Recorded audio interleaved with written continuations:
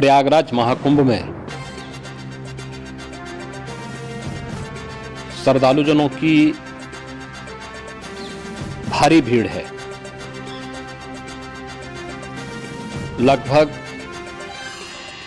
8 से 10 करोड़ श्रद्धालु इस समय प्रयागराज के अंदर मौजूद है। कल भी 5.5 करोड़ श्रद्धालुजनों ने महाकुंभ का स्नान किया था। ये जो भारी दबाव श्रद्धालुजनों के कारण और श्रद्धालुओं के संगम नोच पर जाने के कारण वहां पर एक बना हुआ है, लेकिन पूरा प्रशासन मौके पे वहां मौजूद है।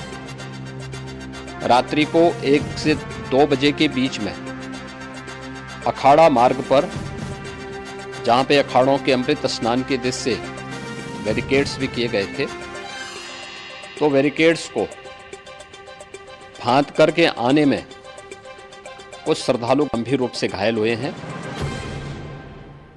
उन्हें तत्काल हॉस्पिटल में पहुंचा करके उपचार आदि की व्यवस्था उनके लिए की गई है। उनमें से कुछ श्रद्धालु गंभीर रूप से घायल हैं। लगातार प्रशासन स्थानीय स्तर पर श्रद्धालुओं की सकुशल स्नान कराने के से रात्रि को कल सायंकाल 6:30-7 बजे से ही मौनी अमावस्या का मुहूर्त प्रारंभ होने के बाद से ही लगातार लगा हुआ है। प्रयागराज में महाकुंभ में श्रद्धालुजनों के सकुशल स्नान करने, अमृत स्नान के लिए देश भर से आए हुए श्रद्धालुजनों की व्यवस्था के लिए, उनके कुशल क्षेम के लिए आदरणीय प्रधानमंत्री जी का प्रातःकाल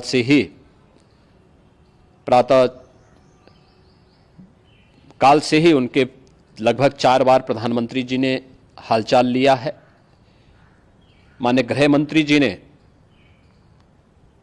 माननीय राष्ट्रीय अध्यक्ष भारतीय जनता पार्टी श्री जेपी नड्डा जी ने, माननीय गृह मंत्री श्री अमित शाह जी ने भी, और प्रदेश की माननीय राज्यपाल श्रीमती आनंदीबेन पटेल जी ने भी लगातार जानकारी लेकर के सभी के कुशल क्षेम और सकुशल स्नान कराने के बारे में निरंतर रिपोर्ट ले रहे हैं। हम लोगों की प्रातःकाल से ही श्रद्धालुजन जो भी आए हैं वे स्नान कर सकें, इसके लिए यहाँ पे उच्च स्तरीय बैठक भी चल रही है, जिसमें मुख्य सचिव भी हैं, डीजीपी हैं, प्रमुख सचिव गृह हैं, मुख्यमंत्री कार्यालय के अपर मुख्य सचिव के साथ साथ एडीजी लॉ एंड ऑर्डर के साथ साथ अन्य वरिष्ठ अधिकारीगण मौजूद हैं। प्रयागराज में हालात वर्तमान में नियंत्रण में हैं, लेकिन भीड़ का दबाव बहुत बना हुआ है। अखाड़ा परिषद से जुड़े हुए पदाधिकारियों के साथ मैंने स्वयं भी बातचीत की है।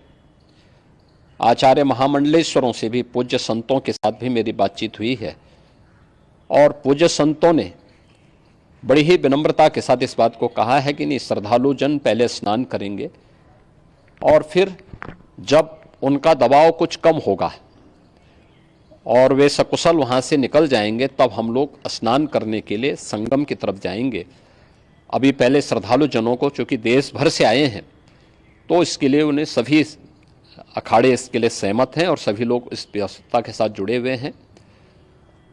लगातार इस दिशा में हम लोगों का प्रयास है कि जो अब तक प्रातःकाल से ही आपने देखा होगा, कल मैंने बताया कि कल लगभग 5.5 करोड़ श्रद्धालु कल महाकुंभ का स्नान किए हैं, और आज प्रातःकाल तक लगभग 8:30 बजे तक 3 करोड़ से अधिक श्रद्धालु स्नान कर चुके हैं, और ये लगातार जारी है। लेकिन संगम नोच पर, अखाड़ा मार्ग पर, नागवासुकी मार्ग पर लगातार दबाव बना हुआ है, और वहाँ पर श्रद्धालुजनों की सुविधा के लिए भी हर प्रकार की वहाँ पर प्रशासन पूरी मुस्तैदी के साथ लगा हुआ है। और इसीलिए मेरी अपील है पूरे प्रदेशवासियों से, पूरे देशवासियों से और सभी श्रद्धालुओं से भी, सभी पूज्य संतों से भी कि अफवाह पर कोई ध्यान न दें, संयम से काम लें। ये सब आयोजन सभी लोगों का है। प्रशासन उनकी सेवा के लिए पूरी तत्परता के साथ लगा हुआ है। केंद्र और राज्य सरकार पूरी मजबूती के साथ वहां पर हर प्रकार का सहयोग करने के लिए तत्पर है।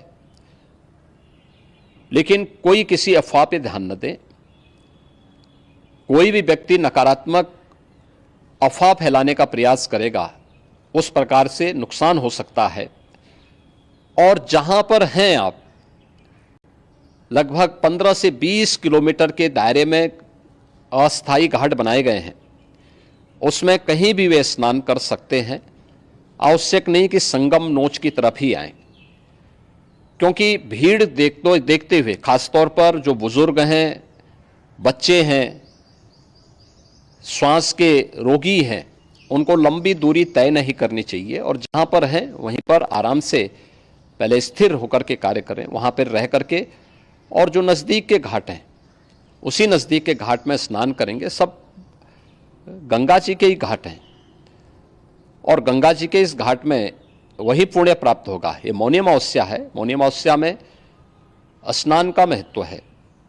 संगम में स्नान का दबाव बहुत ज़्यादा है, इसलिए सभी लोग अगर वहाँ पे इसमें अपना सहयोग करेंगे तो सकुशल हम सभी श्रद्धालु जनों को वहाँ पर स्नान करने में सफल होंगे। और फिर इसके उपरांत अमृत स्नान के लिए पूज्य संतों से भी